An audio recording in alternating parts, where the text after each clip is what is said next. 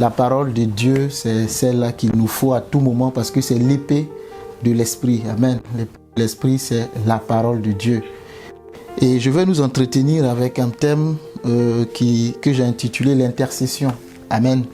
L'intercession, c'est quoi l'intercession? On va voir avec quelques exemples bibliques. Et par la suite, vu que nous sommes là pour intercéder, il est souvent mieux de comprendre un peu c'est quoi l'intercession. Amen, on le sait déjà, mais avec des exemples bibliques et ce à quoi Dieu nous attend. Amen. Intercéder signifie littéralement se placer entre. C'est ça, intercéder. C'est se placer entre. Ici, dans le milieu chrétien, on dira, d'ailleurs, c'est dans le milieu chrétien qu'on voit beaucoup ce mot, ce verbe intercéder. Se placer entre Dieu et les hommes ou une personne. Amen, si on intercède en faveur d'une personne. Et la première fois, justement, qu'on a vu ça, c'est Abraham qui priait pour Sodome. Parce que Dieu, qui était en amitié avec lui, avait décidé de détruire Sodome. Donc Dieu vient voir Abraham et il lui dit le plan.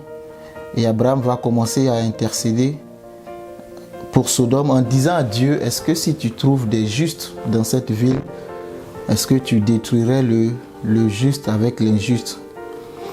Amen. L'histoire se trouve dans, je vais lire Genèse 18. Alléluia. Et l'intercession d'Abraham va épargner son neveu Lot. Parce qu'Abraham va parler en faveur de cette ville. Et ça va permettre à Lot justement de sortir de cette ville et de ne pas être consumé dans ce souffle de feu que Dieu a fait pleuvoir sur cette ville de l'époque. Et si Abraham n'eût été son intercession, est-ce que Lot allait sortir de là vivant? Peut-être que ça allait être plus compliqué que ça. Parce que les anges qui sont venus visiter Abraham avaient décidé d'aller détruire. Mais Dieu a dévoilé le plan, le secret. Donc l'intercession, c'est prier pour que, en fait, la volonté parfaite de Dieu s'accomplisse. Amen. La volonté parfaite de Dieu s'accomplisse. C'est ça, intercéder. C'est prier pour que ce que Dieu veut arrive. Amen. Ce que Dieu a décidé s'accomplisse. Et détruire la ville de Sodome, c'était le plan de Dieu. Mais je pense que Dieu ne prend pas plaisir à détruire, à frapper les hommes. Je ne crois pas en ça. Je crois plus que quand Dieu révèle ses plans, même quand ce sont des plans de destruction, sa volonté, c'est justement de sauver. Mais il cherche des hommes, il cherche des femmes, des personnes qui se tiennent à la brèche et qui prient. Si ces personnes-là prient, Dieu peut revenir de son ardeur, de sa colère. Dieu peut revenir sur sa décision. Et on peut voir cet exemple même avec Moïse. Quand Moïse monte recevoir la loi dans le désert, nous sommes en Exode 32 et je vais lire justement cette partie-là. Amen, j'espère que vous me recevez. Oui, on reçoit. D'accord, merci. Pour ne pas que je parle dans le vide. Donc, nous sommes dans Exode, je vais lire Exode 32, le verset 7. C'est Moïse qui est monté voir Dieu parce que Dieu avait besoin de communiquer la loi au peuple, les 10 commandements. Et pendant qu'il était sur cette montagne-là, Dieu va lui dire, Moïse, écoute, quelque chose se passe en bas. Il faut que tu saches ce qui se passe.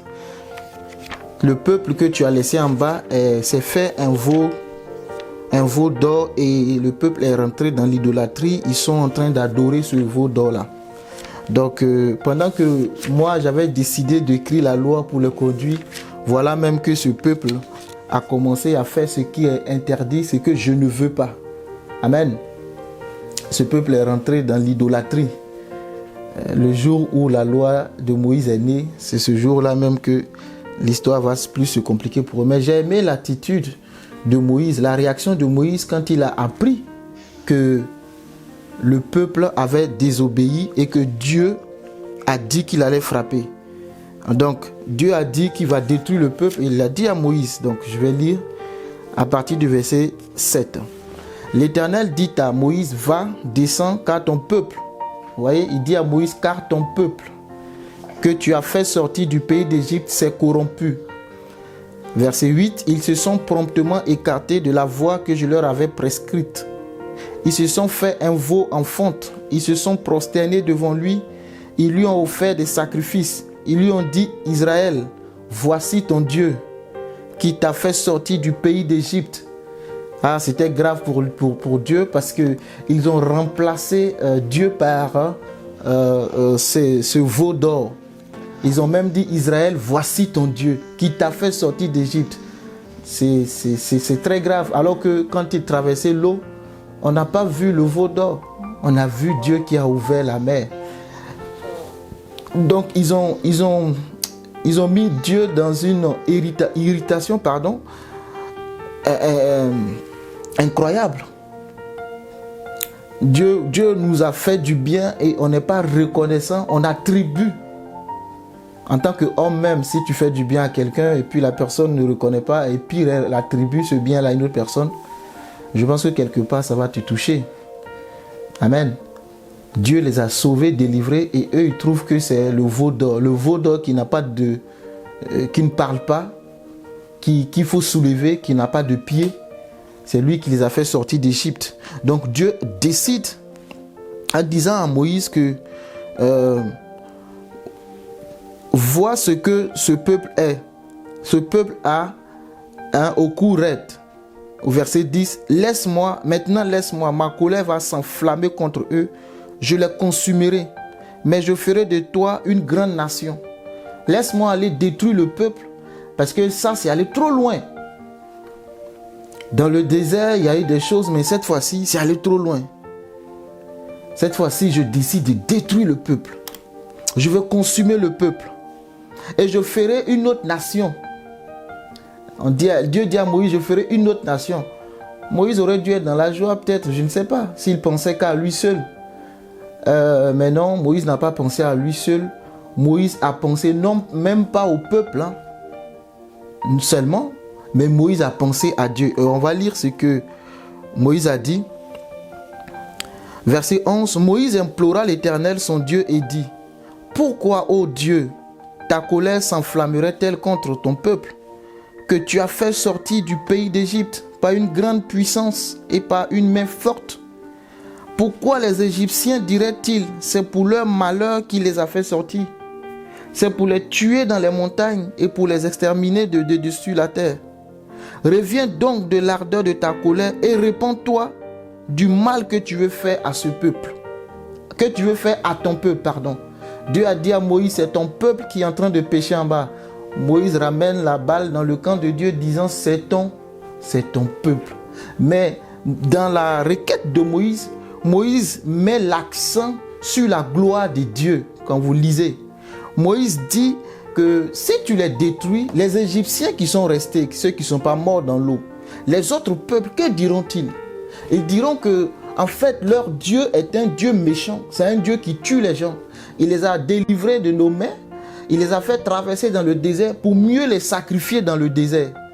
Amen. Pardon, traverser la mer pour mieux les sacrifier dans le désert. Moïse dit, est-ce que tu veux un tel témoignage? Amen. Moïse ici, par ses paroles, est en train de mettre l'accent sur la gloire de Dieu. Alléluia. Il n'a pas regardé au peuple seulement, mais il a regardé au nom de l'Éternel, au nom de Dieu. Que diront les autres? Et il dit à Dieu, répands-toi de ta colère. C'est trop fort pour moi ça. Répands-toi de ta colère. C'est un homme qui parle à Dieu et dit à Dieu, reviens de ta décision. Ce que tu as décidé de faire n'est pas juste. C'est juste, quand je dis n'est pas juste, c'est juste parce que le peuple a péché. Celui qui pêche, c'est celui qui mourra. Mais si tu le fais, les autres nations ne comprendront pas en fait. Ils vont dire que c'est un Dieu méchant. C'est un Dieu qui tue son peuple. C'est un Dieu qui massacre ses enfants. C'est un Dieu qui ne pardonne pas. C'est un Dieu qui, à la moindre erreur, frappe. Oui, c'est aussi un feu dévorant. ce Dieu-là. Mais Moïse rentre dans une forme d'intercession, disant à Dieu, la Bible dit, il implore Dieu. Il dit, Éternel, écoute Éternel, je vois que tu es en colère, mais si tu détruis ce peuple, quelle image laisseras-tu vis-à-vis des autres nations? Quel témoignage laisseras-tu? Tu dis que tu veux faire une autre nation à partir de moi. Moïse n'a même pas fait cas de lui. Il n'a pas dit, oui Seigneur, c'est vrai que ce peuple au cours, moi-même, ils m'ont fatigué.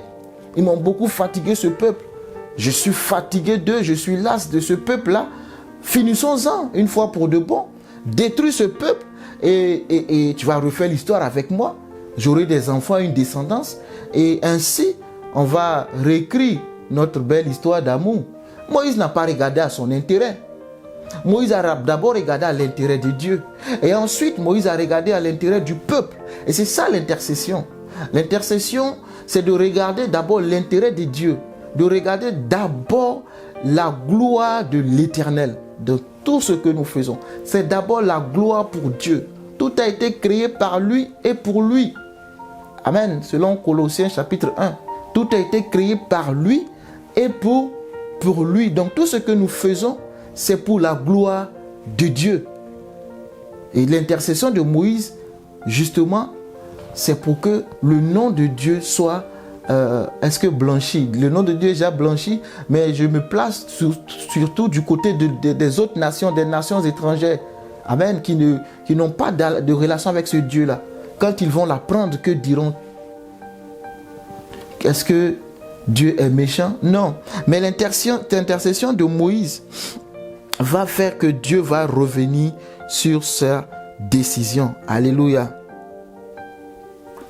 Quelqu'un est avec moi? Amen. Amen. Amen. Vous avez sommeil? Amen. On n'a pas sommeil, on t'écoute. Si vous avez sommeil, je vais arrêter de parler, on va prier en même temps. Comme ça, ça va vous réveiller. Amen. Amen, amen. Ok. Donc, je continue la lecture. Je suis cette fois-ci toujours en Exode 32, au verset 13. Moïse dit, souviens-toi d'Abraham, souviens-toi d'Isaac et d'Israël, tes serviteurs. J'ai prêché dimanche passé parlant du souvenir de Dieu. Amen. Moïse place l'alliance que Dieu a avec ses serviteurs, Abraham, Isaac et Jacob, qui est Israël. Souviens-toi de ce que tu leur as dit. Et qu'est-ce que tu leur as dit?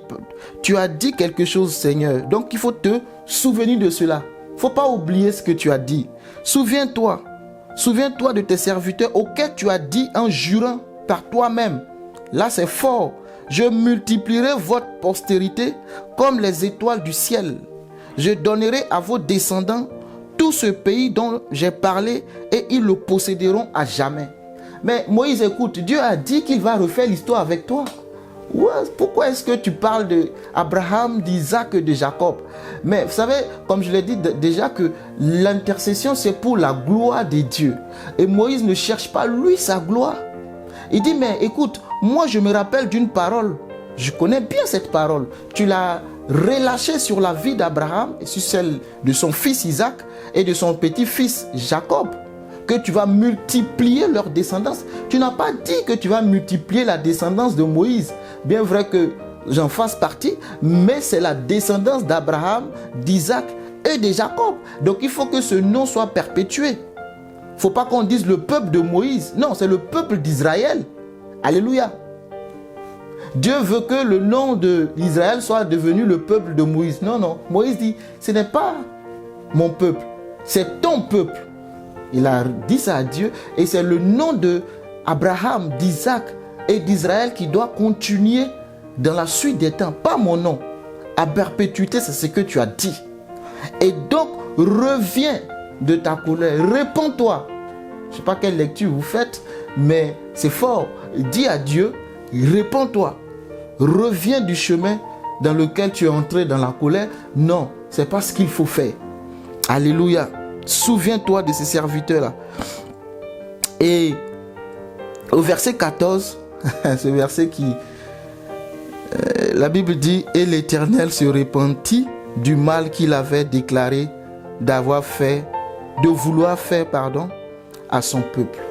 L'Éternel se repentit du mal qu'il avait déclaré vouloir faire à son peuple.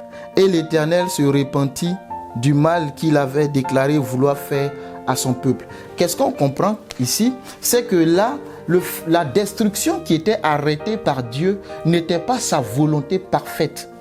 Non. Et c'est pour cela que Moïse a pu influencer dans cette décision-là. C'était un arrêté qui a été modifié, qui est modifiable en fait. Donc l'intercession de Moïse a modifié le projet de Dieu.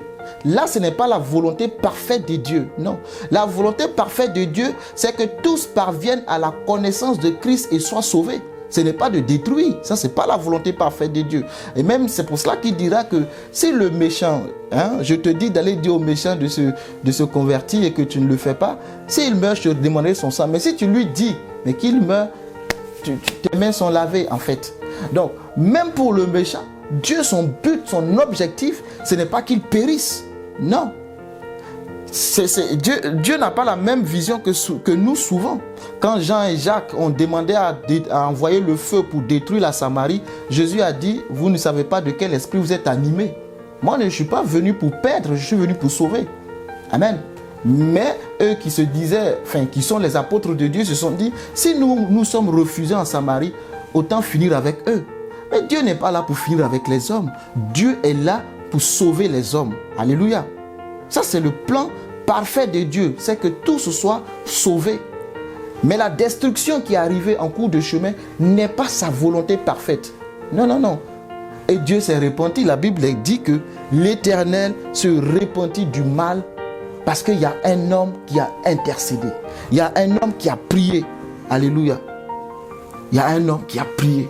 Et Moïse va descendre de la montagne, je ne vais pas lire, et il va constater de lui-même. Et puis bon, vous savez ce qui s'est passé. Amen.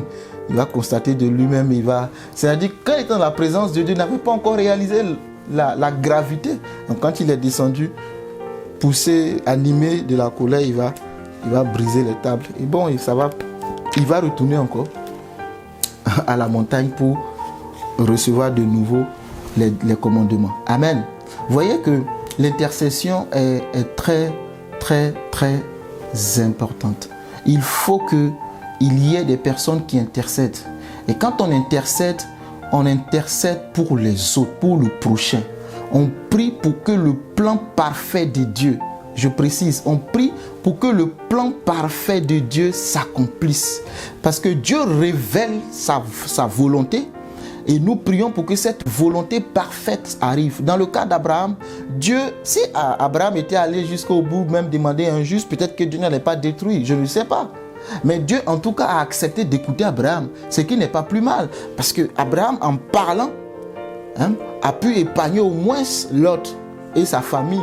Malheureusement, sa femme a regardé le monde et tout ce qu'il contient, ce qu'elle avait, les richesses et autres, et elle a péri, elle est devenue statue du sel. Mais l'intercession d'Abraham a permis justement à son neveu Lot d'être épargné. Si Dieu voulait vraiment détruire, est-ce que Dieu allait dire à Abraham, je vais donc. Quand en fait Dieu vient parler, vient te révéler, vient te montrer, très souvent, le désir, le but de Dieu, ce n'est pas de détruire, mais c'est de te dire que si je te montre, c'est peut-être que tu te mettes en prière. Alléluia. C'est peut-être que tu te mettes en action maintenant. Parce que tu es sur cette terre-là et je compte sur toi. Je mets mon esprit en toi et c'est toi qui me représente. Parce qu'il n'est légal sur terre un corps possédant un esprit. On vient de parler tout à l'heure, les trois parties, l'esprit, l'âme et le corps. Donc, pour être légal, Dieu étant esprit, il nous faut un corps. Et le premier qui s'est mis entre Dieu et les hommes, c'est Jésus-Christ, qui a pris la forme d'un corps et qui est venu, justement, il est devenu légal sur la terre, il est allé à la croix, il a fait le sacrifice et aujourd'hui, nous sommes réconciliés avec Dieu.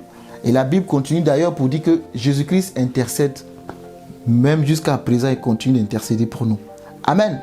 Donc, l'intercession, c'est parler non pas des problèmes à Dieu, mais de parler de sa gloire dans les problèmes. Alléluia. Quand on intercède, amen, l'intercession est centrée sur Dieu et non sur le problème. Vous allez voir que Moïse, dans le cas de Moïse, Moïse n'a pas mis l'accent sur le problème. Il n'a pas dit, c'est vrai, ils sont en train d'adorer le veau d'or. C'est vrai, ils ont péché. C'est vrai. Non, non. Il a tout remis sur Dieu. Il dit, Seigneur, tu ne peux pas faire ça. Regarde à ton nom et tu as juré par toi-même. En fait, il met l'accent sur Dieu lui-même et lui seul sa gloire. Même quand Dieu lui propose un bon deal. Qui ne veut pas d'un bon deal? Dieu lui dit, je vais écrire l'histoire avec toi. Waouh. Mais Moïse dit non. Moi, ce n'est pas de ces bénédictions-là que je veux avec toi. Je veux plutôt que tu accomplisses ce que tu as dit que tu feras. Amen. Alors, quand on intercède, c'est pour l'autre, c'est pour les autres. Alléluia. Et l'intercession est centrée sur Dieu et non sur le problème. L'intercession, en fait, n'est pas centrée sur ce que l'homme peut faire. Non. L'intercession est centrée sur ce que Dieu peut faire. Amen. Il a une vision. Cet homme qui intercède a une vision de ce que Dieu peut faire. Quand tu intercèdes, tu as une vision. Il faut que tu arrives à visualiser ce que Dieu peut faire pour la nation, ce que Dieu peut faire pour le pays, ce que Dieu peut faire pour la situation présente. Le Seigneur est capable de le faire. Et tu mets l'accent sur lui, sa gloire. Seigneur, dans cette situation, c'est ta gloire. C'est ton nom. Alléluia. C'est ton nom. Et lorsqu'on ne peut pas trouver un intercesseur parmi le peuple de Dieu, c'est grave. Cela veut simplement dire que nous avons échoué. Parce que Dieu compte sur nous pour que ses plans se réalisent. Dieu compte sur nous, mais est-ce que nous faisons cela? Dieu ne compte pas sur nous seulement pour réaliser ce qu'il veut dans nos vies, mais que lui, ses plans se réalisent. Et Moïse fut un grand intercesseur. Amen. Et c'est la première fois. Il y a une autre fois aussi où il va intercéder encore pour ce même peuple. Alléluia. Mais quand on ne trouve pas d'intercesseur, c'est un problème. Vous pouvez lire dans Ézéchiel 22. La Bible dira au verset 30, « Je cherche parmi eux un homme qui élève un mur, qui se tienne à la brèche. » Je vais relire un peu plus haut Ézéchiel. Parce qu'il a dit d'abord des choses avant de conclure par là. C'est pour te dire que le Seigneur, en effet, ses plans parfaits ne sont pas des plans de destruction. Ce n'est pas des plans où il veut voir le peuple périr. Même quand il a pris Noé, qu'il lui a dit va faire l'arche, la génération de Noé n'a pas écouté. Mais peut-être que s'ils avaient écouté, je ne sais pas, hein, c'est moi qui le pense, peut-être que Dieu allait faire autrement les choses. Parce que Dieu n'a pas, il n'a pas décidé de créer l'homme et le voir souffrir et le détruire. Non, ce n'est pas ça son plan. C'est vrai que le péché est venu et l'homme est corrompu. C'est pour cela même qu'il a donné la solution, Jésus-Christ. Tellement il nous aime pour que justement nous puissions revenir à la maison, revenir dans sa présence.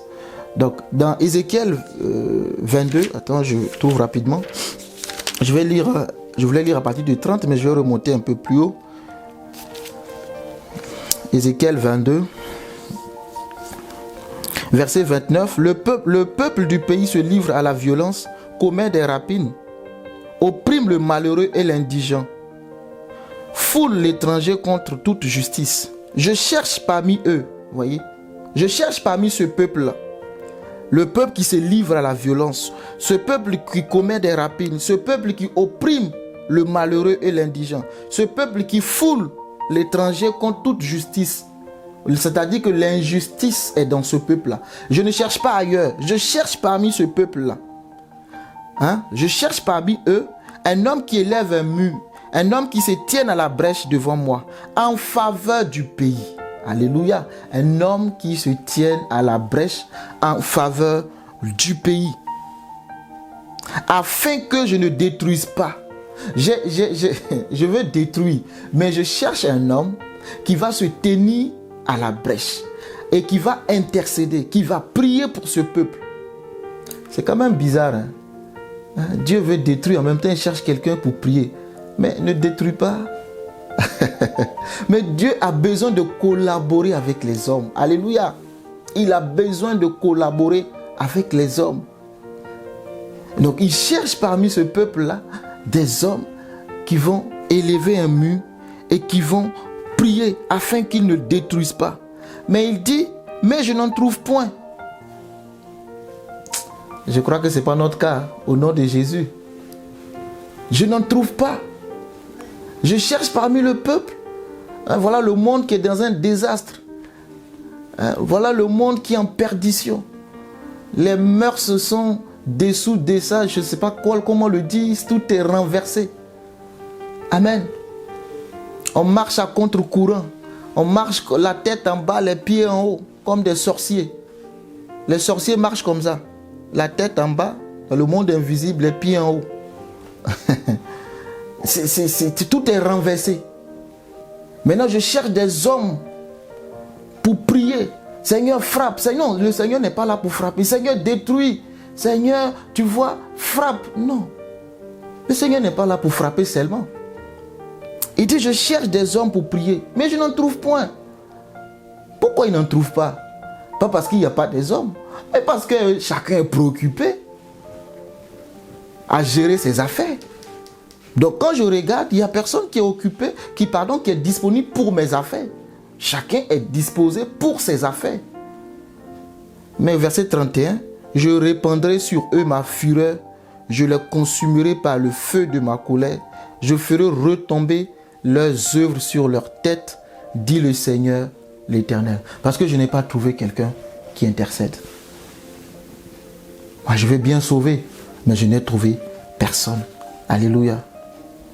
Mais ça, c'était dans Ézéchiel. La Bible va nous dire en Romains chapitre 8, parce que le premier qui intercède pour nous, c'est Christ. Romains chapitre 8, verset 33. Qui accusera les élus de Dieu? C'est Dieu qui justifie. Qui les condamnera? Voyez, Christ est mort. Bien plus, il est ressuscité.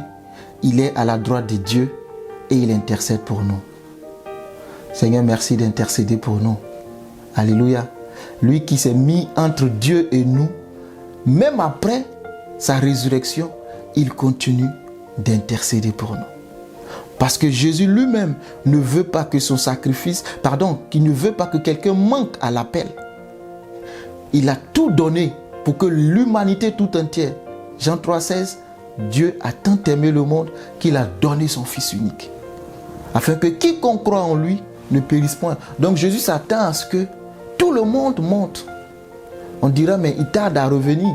Je crois dans le livre de l'épître de Pierre, Pierre dit que Dieu use de patience envers nous parce qu'il veut que tous nous parvenions justement au salut.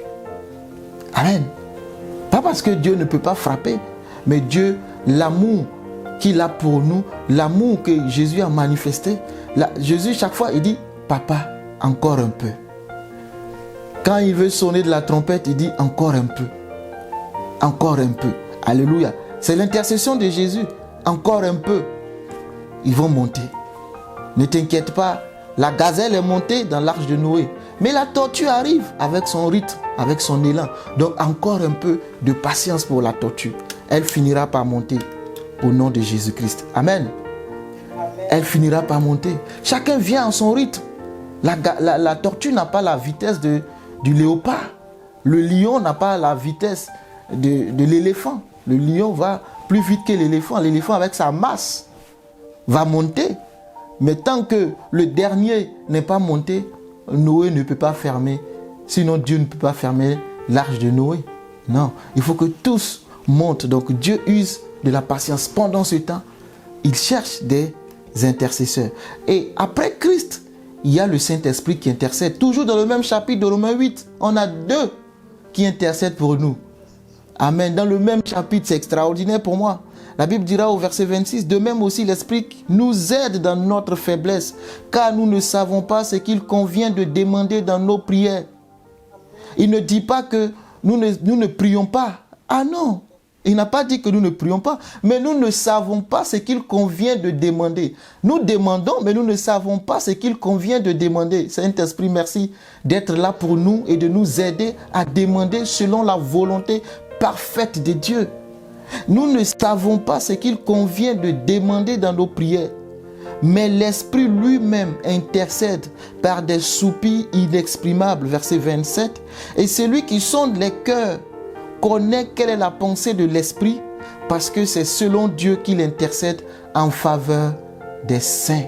Amen. Il intercède en faveur des saints. C'est qui les saints? On l'a vu à l'école biblique. Hein? Tu as la réponse, je continue. Donc il intercède en faveur des saints. Alléluia. Le ministère, il intercède. C'est le Saint-Esprit quand nous prions. Pas parce que nous ne prions pas, mais nous pouvons faire des requêtes mal placées.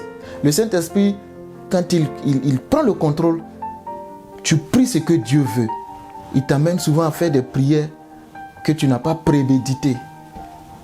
Et il te conduit, amen, dans la volonté de Dieu. Donc, en même temps que Christ prie pour nous, le Saint-Esprit, et la Bible dit, Christ connaît ce que l'Esprit dit. Alléluia. Donc nous ne sommes même pas seuls dans la prière. Nous avons le Saint-Esprit qui nous aide à prier. Et je vais conclure par la dernière histoire, celle de Moïse, le peuple d'Israël contre Amalek. Nous sommes dans Exode 17. Verset 10, la Bible dit, Josué fit ce que lui avait dit Moïse pour combattre Amalek. Et Moïse, Aaron et Hur montèrent au sommet de la colline. Lorsque Moïse élevait sa main, Israël était le plus fort. Et lorsque Moïse baissait sa main, Amalek était le plus fort. Verset 12. Les mains de Moïse étant fatiguées, il prit une pierre qu'il plaçait sous lui. Et il s'assit dessus. Aaron et Hur soutenaient ses mains. Alors encore Moïse, un intercesseur. Lorsque les mains de Moïse étaient élevées, Israël avait la victoire. Mais lorsque les mains de Moïse étaient fatiguées, qu'il les baissait, Amalek avait les dessus. Donc, sur le terrain, ce n'est pas les armes de Josué et ce n'est pas non plus la quantité de son armée qui donnait la victoire à Israël. Mais c'était l'intercession de Moïse sur la colline. Amen. Sur le terrain, les armes qui montent, ce n'est pas tant la prédication. Non, non seulement. Mais ce sont ces personnes qui fléchissent genoux dans le lieu secret et qui implorent le Père de faire monter toutes ces armes dans l'arche de l'alliance. La nouvelle, celle de Jésus-Christ. Alléluia. Donc s'il n'y a pas d'intercesseur, il n'y aura pas des âmes qui montent selon le rythme de Dieu. Amen. Donc Moïse a les mains levées et à un moment donné ses mains sont fatiguées. Ça c'est la chair, ça c'est la force de l'homme. Et il va être soutenu par deux autres. Mais avant, la Bible précise que Moïse prend une pierre pour s'asseoir. Amen. Quand on est aussi, c'est dans cette position-là qu'on devient fort. Et la Bible dit que nous sommes assis en Christ Jésus dans les lieux célestes. C'est la position assise qui nous donne de l'endurance. C'est la position assise. Et il s'est assis sur un rocher. Moi, je peux dire que ce rocher, je le prends comme Jésus. Il faut t'asseoir sur Jésus pour que tu puisses continuer la bataille. Sinon, si tu regardes à tes propres forces, tu ne vas pas arriver loin. Et Amalek va gagner la guerre. Amen. Il y a eu le rocher, Moïse est assis. Il y a eu aussi Hur et Aaron qui soutenaient ses mains. Dans tous les cas, on a besoin des hommes comme intercesseurs. Et Moïse assis, Aaron et Hur étaient ceux-là qui soutenaient les mains de Moïse pour que Josué ait la victoire. C'est extraordinaire. Vous voyez l'image? C'est une organisation parfaite. Chacun a sa tâche, faisant ce qu'il doit faire.